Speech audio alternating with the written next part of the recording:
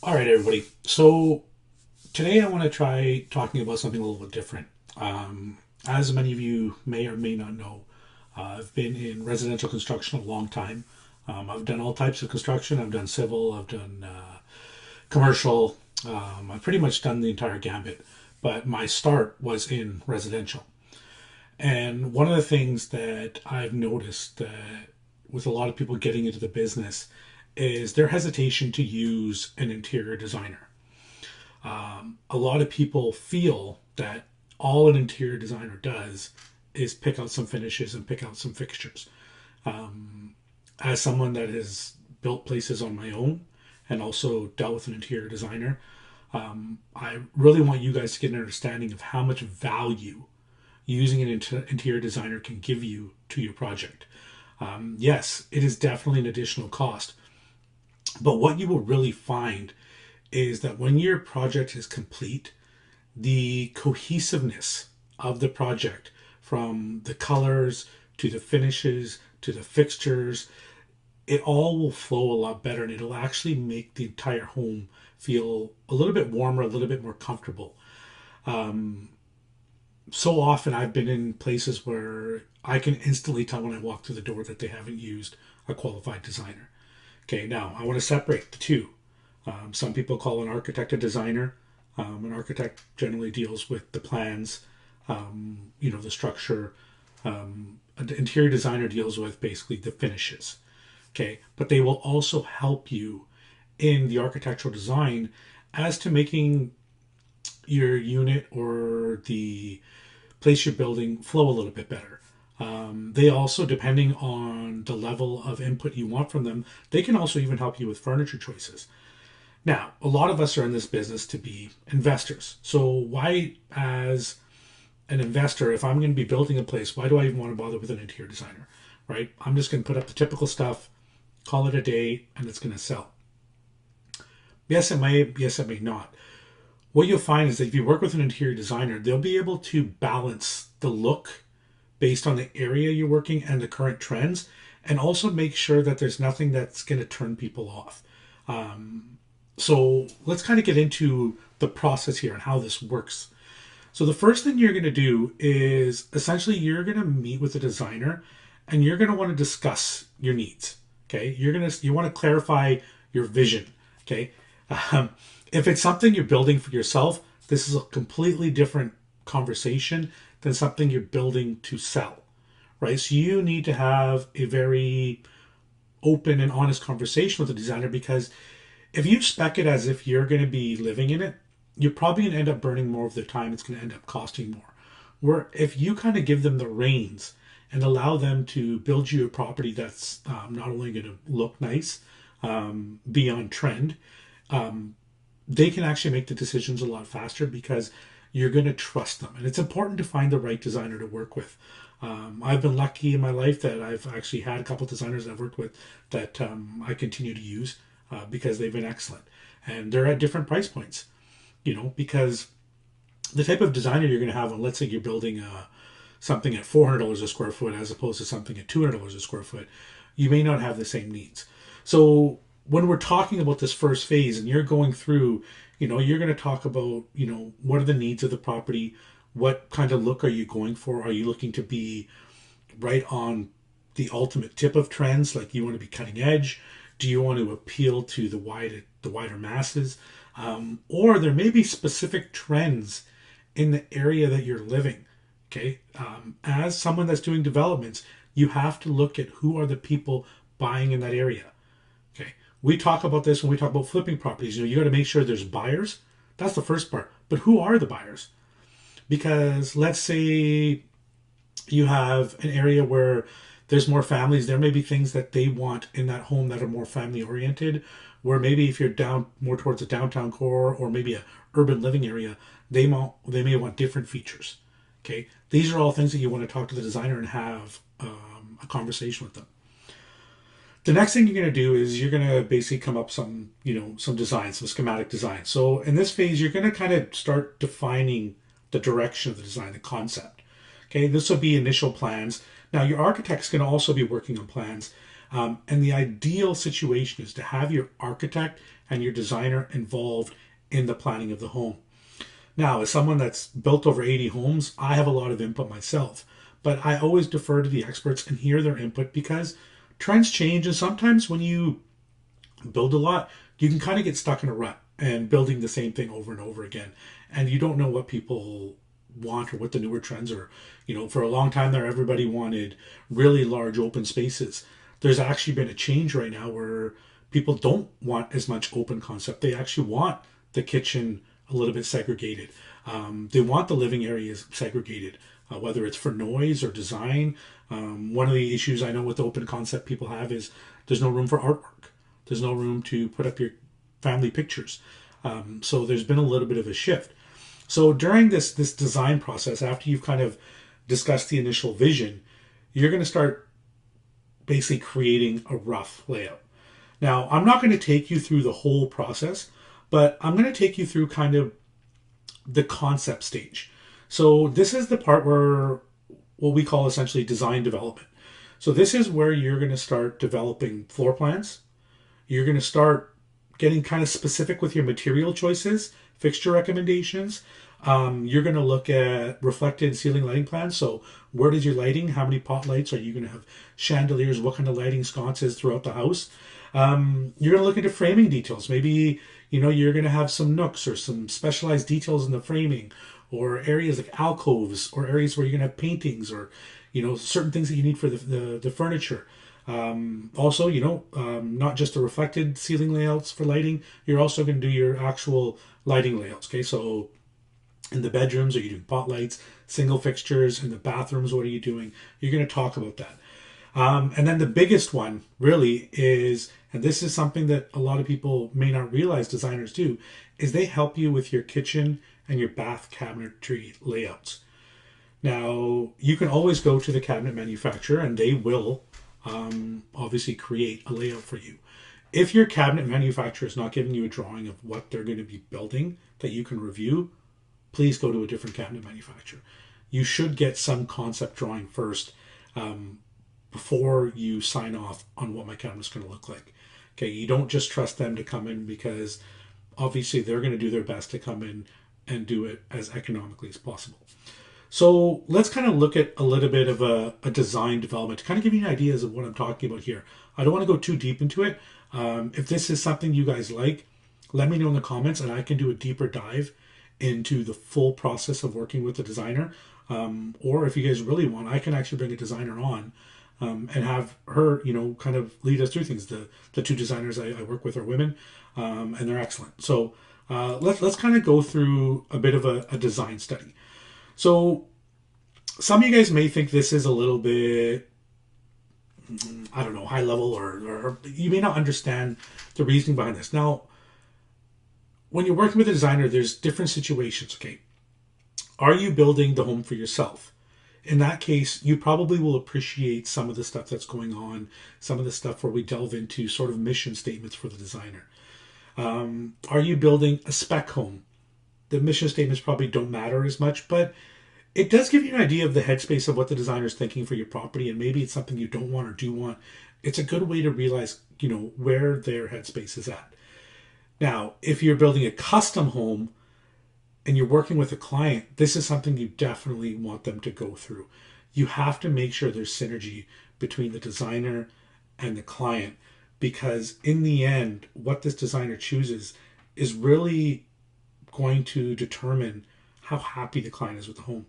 You as the builder can build the most beautiful home.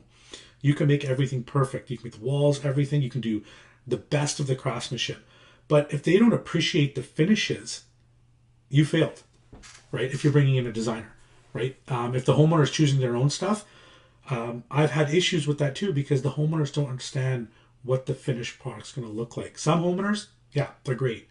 But to understand how things will interact during the build is really important. Actually, I'm going to kind of jump back here a little bit. Let me add this. One thing designers understand that a typical person choosing finishes and colors doesn't is how the installation will affect the build process. Okay, they will understand if they are speccing out a fireplace or a type of appliance or a cabinet, the designer does have some skill in, oh, you know what? This is going to cause an issue for framing. This is going to cause an issue for electrical or plumbing. They're going to understand that, where someone that doesn't have as much experience won't realize the effects of their design decisions on the architectural or the build. Okay, so that's another thing to think about. So let's go through kind of some of the things that he would talk about through a design study. So you can have your welcome statement, just sort of, like I said, this is more if you're doing a custom home, just to kind of get in the headspace of the designer. You're going to talk about who the design team is, the project overview, goals, the inspiration. This is where we start thinking about a little bit about colors and finishes. Mood board is essentially what is the overall feel of the house going to be, and I'll show you guys all this. Layout plans and elevations. These will be rough layouts of what the floor plan is going to look like. Give us a chance to see some, line drawings of where the furniture is going to be and stuff. Color palette, material selection, a bit of a sample board, and decorative lighting. This is just some of the lighting, the accent lighting that we might put into the place. So let's go through this. So welcome statement. So in this particular project, it's inside Vancouver, and they're calling it the Urban Elegance Duplex. Okay, so they're talking about, this is pretty common. They're excited to do it. They're trying to do a contemporary interior, with marble accents and warm wood elements. That is very much on trend right now for this time. Okay, project overview. So here they're kind of giving a picture of kind of the feel they're going to try to give for this. Now, one thing I notice here is this is actually a type of wall finishing that isn't very popular anymore on a duplex. On a larger property, it works, but inside of a duplex, it wouldn't. But this is just to kind of give the overall feel. So when you're looking at this, you might be like, yeah, that doesn't work in my small space, which we're doing a duplex. But that's not what they're trying to show you. They're just trying to give you kind of the warmth of the room and kind of the colors and sort of the mood that they're looking for. Now here, project goals. So they want a calming atmosphere. So the colors they're going to go with are warm tones. You can see that they're doing a mix of wood and stone. You can see there's actually no molding in here, track lighting. These are little things that they're thinking about, accent lighting. You can see that this space is very calming, okay? Functional spaces. Because this is a duplex, we don't have a lot of square footage. So they want to make sure that any space that we use is functional. We need to get as much function out of that space as possible. And of course, custom details. This is a little bit of a higher end duplex in a little bit of a higher end area. So we're going to have bespoke cabinetry. Everything's going to be custom. And we're also going to have additional cabinetry, more than just your bath and your kitchens. Okay. Now, inspiration. So here you can see that they're looking to use wood face cabinets. They've got basically the grain showing over here, a little bit of glass accents. Here's some backlighting, stone backsplash. This is a very clean, modern, warm, contemporary design. You can see that the appliances are mostly hidden. It's a cooktop here, wall oven hidden on the back side of the island. These are all the kind of the feelings that they're trying to give. Sorry, that's probably the microwave. This is wall oven. These are obviously two different kitchens. But you get an idea of what this place is going to look like, and if you're happy with this, especially if you're doing custom, like I said, or your own home. If at this point you're looking at this and this doesn't speak to you, you need to be having a conversation with the designer. Here's some more project inspiration. So inside the bathroom, using small tiles, they got a little alcove here, bronze fixtures. Maybe at this point you're like, I don't like bronze fixtures. This is a great time to tell the designer, hey, I want my fixtures to be chrome or brushed nickel or black. Okay. Here you can see these are actually cabinets with basically ceiling to wall mirrors. Maybe like your mirrors go all the way up. I think this looks great with the huge slab in the back. The other thing also here is we have to make sure that a lot of the details they're showing in here are actually quite high-end details. There's going to be a lot of cost here. So we have to have that conversation with the designer, and this is something you do have. Part of the conversation with the designer is how much do they have to do the finishes? What's their cabinetry budget? What's their stone budget? What's their tile budget? What's their flooring budget? Because they need to make sure that it's great and awesome to show all these beautiful designs, but can we execute them within budget and on time? So here, mood. So once again, just trying to get into the feel of, do you like what you're seeing here? Do you like these earthy tones up here for the tile that they have? Do you like this kind of stone? I personally do not like this kind of stone with lots of veining in it. I feel like it feels a little bit fake. The lighting, I do like pendant lights like this. I think they're great accent lighting. I think the world has gone too much into putting pot lights everywhere, and we should get back into more light fixtures. I think they're just warmer and nicer. Here they're using a gold faucet. On this might even be an onyx countertop. I'm not sure, but you can see that the sink is the same. Do you like that kind of design, or is there maybe you're like I've had a dream to have a farmhouse sink in one of my houses? The wood tone here. This is a very light wood tone. This is actually very similar to what I have in my house. I really like this. Stone backsplash behind the tub, the type of railing, metal railing. Does any of this speak to you? Does any of this you don't like? This is the time with the designer to get into it because you want all of this to flow together, okay? Now, let's get into the meat and the potatoes. What they've done here is they've created a floor plan. This is something based on what the architect has given them. So the architect would have given them essentially all these walls and the staircases and, the washer dryer is going to go here. Probably the architect would put that. But this is what the designer has to work with. So what the designer is doing here is now they've actually put furniture in. So they're showing, we have a little plant in this corner. We can do some built-in cabinetry here. We've got a single sofa with a chair and a table with a rug. Here's the dining room. This is, what they're thinking about for the kitchen. Are you okay with that smaller island with only 2 seats? I think I probably want something bigger. They have a little built-in here. And to kind of give you an idea of the way the flooring is going to flow, you can see this. If we go up to the second floor, you can see the flooring goes the other way. I agree with the way they have the flooring in this unit. And when you go up to the master, once again, you can see the flooring goes here. And they're putting wood throughout. Is that something you like or you don't? They have a large walk-in closet here on the second floor bedroom. Washer dryer, kind of giving the layouts of what the place will feel like. One thing change that we made on this particular one here is there's actually showing a built-in closet. We've actually changed that to a shower. Now you might be like, why are you going to put a shower on the main floor? In the area that we're building, they actually require that you have a full bath on the main floor. Even though there's no bedroom, which I think is kind of silly. But at the same time, it's needed, so we made that change. So let's look at the second part of the duplex. Let's go into the back unit here. So once again, given the layout of how the place will look, there's going to be a pantry over here, another built-in closet. You can see I actually prefer the way the rear unit here looks. Built-in cabinetry, again, seeing which way the flooring goes. In my honest opinion, I think I'm going to have them change the flooring, go the other way. I think it should be from left to right as opposed to front to back. Up here in the bedrooms, once again, you get an idea. Now you see, I want you to draw your attention a little bit to these numbers. So you see 1, 2, 3, 4, 5, 6, 7. What these are going to be elevations that the designer is going to create to essentially let you see what are those spaces going to look like. And in this particular thing, David speaking here, he says denotes custom joinery, so custom cabinetry. So if we go down, here's an elevation. So this is for Unit A, the front unit. And they're showing we have a window, an area for a TV, a couple of shelves, another window, but with cabinetry all the way along, which is great for storage. And they're doing wood-faced cabinetry. Over here, they're basically going to do white cabinetry, smooth. It's not really showing any handles. Going to have a shelf here. But it gives you an idea of what the cabinetry is going to look like. Okay, and we know, going back, that this cabinetry is essentially what is along here in this space right here. So it gives us a really good feel for what are we doing for cabinetry. Here's the heights. It lets you figure out, is this kind of what I'm liking? Another sample here is the bathroom. So they're showing the type of fixtures that they're going to use inside the bathroom that they're thinking about. It looks like this is going to have some kind of custom tile inlay.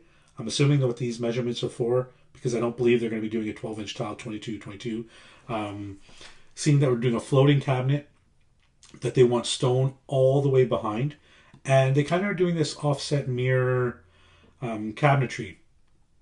I don't know if I'm a fan of it, but it's a nice look, right? But this is giving us a chance to have the conversation before we get into the nitty-gritty. This is basically just a design study. We have all the options to change. which is really the power of dealing with a designer, because an architect will not do this. 99% of people building their home will not understand this to the point of being able to visualize this without seeing it written down and drawn. So this is once again why I feel like using a designer can be so valuable. All right, now let's keep going on here. Color palette. So this is one where people often have a lot of input. So they're showing here, these are the wood that they would like to use. This is the type of stone. There's two colors of stone. This is what they would like to do for moldings and trim. So you can see they're doing quite an intricate trim. Some people just like flat stock. I love flat stock.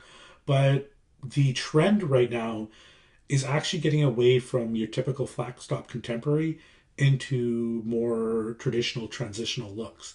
The wall color here is going to be white. They have some accent colors, this sort of brown color, which I actually really do like, and then kind of some beigey, plummy colors inside here. So if you don't like this color palette, you're going to want to talk to the designer at this point, because that color palette is going to feed into where we were talking about the mood. Okay, hopefully you guys are seeing how this all ties together, and why it can be so powerful, and why I believe it's such a valuable thing to do. Now, let's keep going in here. So we've got material selection. So once again, they're showing some of the countertop material here and here. Flooring, black handles, brass handles. This is cabinetry. This is flooring. Some of the tile that they want to use, they've got this sort of sage green. The fixtures, they want to use brushed nickel, satin brass, matte black throughout the project. Same thing, giving you an idea, giving you some, allowing you to see in the future of what your project is going to look like, and giving you the opportunity to make changes now before essentially they start going into and buying materials and doing all the heavy lifting. You make these changes now, and it's simple, and it doesn't cost you anything now. Once again, we go into the sample board. They're talking about joinery, cabinetry. They want to use this master oak double fumed. So basically really tight grain lines. Engineered hardwood, so wide plank oak flooring. So you can see here the difference actually between the grain lines. So here, this is more of a wider grain. This is a tighter grain. I do like tighter grain on cabinets. I think it looks nicer. The tiles here, so wall tile, porcelain tile. They want to use this viola rose porcelain tile. As I mentioned, I'm not a huge fan of the graining like this, but if you are to work, they're going to use 3x12, and 2.5x8 ceramic tile. So they're going for thin, wide tiles, which will kind of give that stacked effect. I'm a big fan of that. I think it looks great. The quartz countertop, this quartz countertop I really like. I actually have something very similar in my master bathroom. And once again, this tile, you can see, once again, just between this material selection board and this sample board, you can really get a feel for what this property is going to look like. So it just really helps you see into the future. Now lighting. So here's some of the lighting that they're suggesting. So they've got these pendant lights, these wall sconces, again another sconce. These are getting popular now, these sort of fabric chandeliers. But you're getting a real idea that this house is going to actually have a very warm, soft, contemporary feel to it. And in the area that this duplex is being built, this really will work. So I think she is quite on point with her choices, but I think we're going to make a few changes just to maybe open up the amount of buyers, the buyer pool that we have. I'm going to kind of bring it down from being so contemporary, and this is a little bit sort of, for lack of a better term, cutting edge or leading design. I want it to be a pulled back a little bit, because these aren't custom, these are spec. I still want the wow factor. I still want people to feel like it's something that's on trend, but I don't want it to make people feel, and this is kind of a weird thing, some people get put off because the trend is so far ahead of them, and maybe their furniture won't match, and they're worried they have to buy all new furniture and things like this. So I think I want to pull it back just a little bit. And then, so after we go through this, they're giving an idea of a railing design, and we still have to go through budget. But so what kind of the next steps are is, after we go through this design study, is we're going to approve the conceptual design. So one of the things that we're going to do is we're going to go through this and we're going to talk about, and you can see there's a date here, we're a little bit behind, about what we don't like and what we do like and what we want to change. Then what will happen after that is they're going to give us some choices for finishes and fixtures. I don't need to go drive out to all the tile stores, the flooring stores, the plumbing supply, electrical supply. They're going to give us pictures and samples and let us choose from that. Okay. This is going to save us a ton of time. Okay. The other thing is we're actually going to be doing multiples of these duplexes with this particular builder. And we're going to carry these over. So a lot of the work we're doing here is actually going to carry over to the other duplexes with some small tweaks. Then basically same thing here, design development. So this is when they really start giving schedules. So schedules means they're going to give us a list of every single room and every single fixture and where it goes in the whole house. So when we hand this, we're going to get these elevation drawings. We can give these to the electricians, to the plumbers, to the cabinet makers, to the flooring guys, to the finishing carpenters, and they're going to know exactly how we want every wall and every room finished, where I want every electrical outlet, where I want every pot light, where I want every lighting fixture, where I want every switch, even what do I want each switch to do. So if I have an area with a bank of 4 switches, or let's say I'm going to have some kind of automation switch there, they're going to know what each one of those buttons does, which lights they turn on and off. Okay.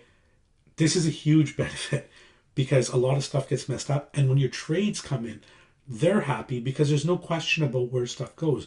They can roll through when they're doing the rough-ins because they know exactly down to the millimeter where everything should be. Yes, we do have to make changes on site based on what happens with the framing. Sometimes things don't jive. But the designer will come to site, help us with that, or we make the call, right? We can make the call when it comes to that. So hopefully that kind of gives you guys an idea of what this process looks like. Now, the other thing that I kind of sort of touched on is after this design thing, what the designer will do is they actually will create construction documentation. This is what I was talking about, those elevations. So they'll give us furniture layouts. They'll give us the ceiling plans, the reflected ceiling plans. They'll give us wiring plans, like I mentioned, for the lighting and the switches, and finishes plans. So if the tiler comes in, he's going to know the exact way the tile is supposed to be stacked, where it's supposed to be located, if there's any accents, what they're supposed to need to do. They're also going to get elevations. What elevations are essentially showing you, when you see a set of plans, you're looking down at the floor, right? You see the room, and if I go back here, and we go into here. Oh, did I miss it? Where'd it go? Sorry, guys. So you're going to see this. You're going to see the floor plan. For those of you that know, an elevation is, so we want to see what this cabinet looks like. This is an elevation. So you're looking at the vertical wall of how it's going to be executed. This is an elevation. And they will give us an elevation for every single wall in the unit. The other thing that they will do is they'll actually give us section drawings. So these are just more detailed elevations. Essentially, it'll show if you were looking at the side of the cabinet and this is the wall, it'll show you how far the cabinet sticks out, the countertop, the sink. It gives you just more detail that when the guys are coming to rough in and put in the electrical and the plumbing, it gives them more information to locate things. We're also going to do detail drawings. So let's say we have an area where there's tile butting up. So here's a vertical tile and here's a horizontal tile. Do I want it to butt up at 90 degrees? Do I want there to be a 1/2 inch overhang? Do I want there to be a 1 inch overhang? That's what they'll go into, and they'll draw all of that out in the detail drawings. The other thing is we're going to get something which is called a finishes schedule. And what this is it gives you every single finish in the house, the brand, the type, the location it needs to be, and the installation information. Okay. Sometimes they don't give the installation information, sometimes they do. But they'll be like, okay, you are getting Moen faucet 342, and it's going in bathrooms 1, 3, and 5. They're going to say, okay, you're getting a Fisher and Paykel fridge. It's this model. Here's the spec sheet for the installation. So that's the kind of stuff they'll do. Then after that, they'll actually do construction management. They will help us with managing the project. Now, we're going to do the day to day, but when it comes into the point when we're getting into the finishes, they'll usually come through and speak with the cabinet guys, they'll speak with the tile guys, just to make sure that we, even though we have all the drawings, that everything is going to plan. And there's always issues on site. Okay, there's always mistakes, things always happen. They'll help us correct it and make sure we're still achieving that proper design. This is stuff I do myself a lot, but if I want to build more properties and I want to start scaling up, this is some of the work that I can offload to a designer because I know they will execute it very well. The other thing they will do is basically help us with some quality assurance, make sure things are installed correctly, looking right, kind of guaranteeing every detail meets what they wanted, kind of getting that, design integrity, quality. That's a huge thing, right? You can have the best design, but if the installation and execution doesn't match, it's just a failure. And then, of course, the other thing they will do, if necessary, if it's a custom or your own home, they do client collaboration. Now, I'm sure a lot of you guys are trying to figure out, Jag, this sounds amazing. What does something like this cost? So, it varies. If you want to have something pretty basic and basically you just kind of want plans with maybe some furniture layout, reflected ceiling plans, a lighting plan, and a finishes plan with a few elevations, you can often find a designer that'll do that for around a quality designer, okay, for around $5,000. Okay. If you want to add in more elevations and sections and have things be more detailed and go through a design study, you're probably starting getting into the 8 to 10 range, right? If you want the detailed drawings and the finishes schedule and all of that, then you're probably somewhere between the 10 to 12 range. Obviously, the more you work with someone, those prices can change, and it can vary. I'm sure there's some designers out there that are listening to me being like, I'm not even halfway there. But I'm talking about people that do spec homes, where you're not taking as much time from the designer and you're trusting them throughout the process to make the decisions with minimal input because it allows them to do the process efficiently. If you want to be super hands-on and have a ton of meetings and take up hours and hours and hours and hours of the time, you can double, triple, quadruple that number. Okay, because you're taking more of their time, which costs money. Okay, it's simple. If you are efficient in your decision making and you know what you want and you can be quick, then obviously if you can make them more efficient, take less of their time, their price can drop. So for someone that is doing their first home and it's a custom home, I probably would allocate somewhere between $15,000 to $20,000 for a designer. For someone that is experienced and understands the process and can be efficient, you probably can cut that down to somewhere between $8,000 to $10,000, right? So hopefully that gives you guys an idea of why I think working with a designer is so important, kind of a little bit what the process is. If this is something you're interested in, you want me to go into more detail and show you guys more about finishing schedules and detailed drawings and sections and go through that stuff, please let me know in the comments. And as always, please come to priaschool.com. We're about to make a bunch of huge changes there. There's a lot of stuff coming. I'm very excited. Can't talk about it yet. We're still building it, but there is some very large changes coming. So hopefully you guys enjoyed that one.